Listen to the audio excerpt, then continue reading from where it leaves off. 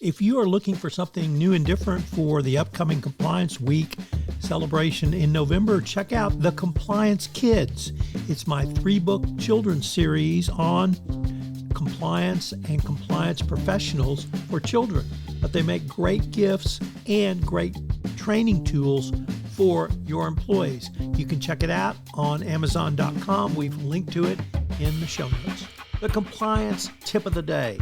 This is the podcast where we bring you daily insights and practical advice on navigating the ever-evolving landscape of compliance requirements.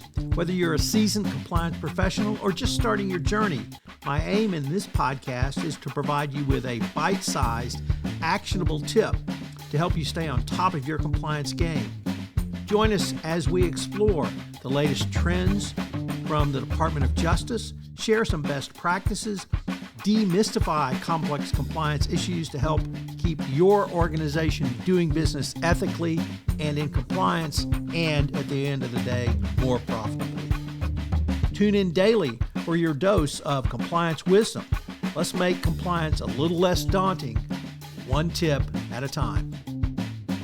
Now a word from the sponsor of the Compliance Podcast Network, Ethico. If you're a compliance officer, middle managers are crucial in getting your programs from you to your frontline employees. But how do we activate those managers and get them on our side? Ethico's new Middle Manager Toolkit equips you with the skills needed to empower your managers, to promote a culture where ethical behavior thrives and employees feel empowered to speak up.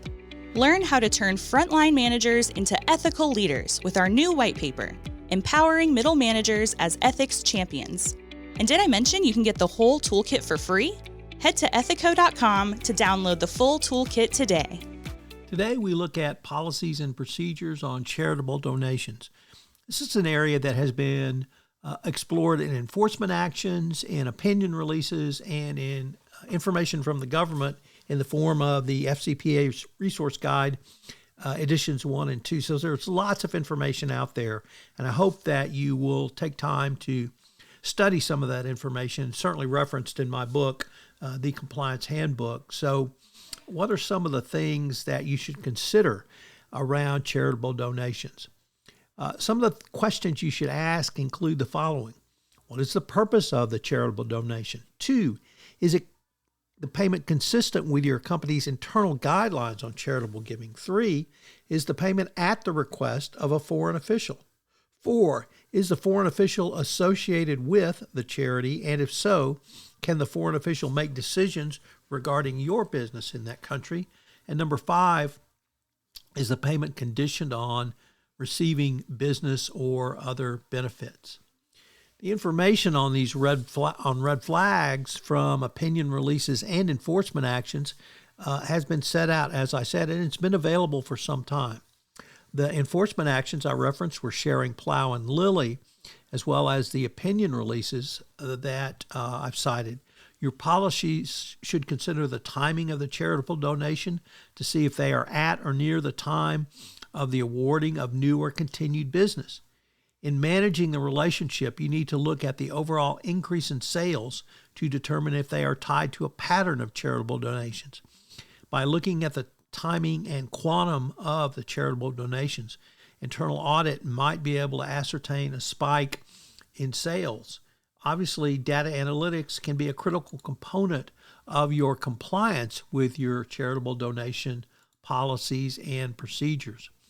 So what are some of the red flags that you should look for? What's the timing? I mentioned that, or promise to make a donation. Did your company follow its normal protocol for requesting? Were there multiple levels of review going forward? Were there, what was the total amount? And what did the charity do with that money? Do you have rights to audit or otherwise look into what the charity has done with your money on a continuing basis going forward? All of these questions critical for charitable donations. This is Tom Fox again. This new podcast, Compliance Tip of the Day, will appear daily. And frankly, it's one of the most requested topics for a podcast that I get on a regular basis. It's going to be short and sweet with one tip with some takeaways that you can utilize to implement into your compliance program. If you've got a question that you would like a tip on, please submit them through our website, and we will use them in an upcoming episode. The compliance tip of the day is a production of the award-winning Compliance Podcast Network. Finally, this podcast contains promotional materials.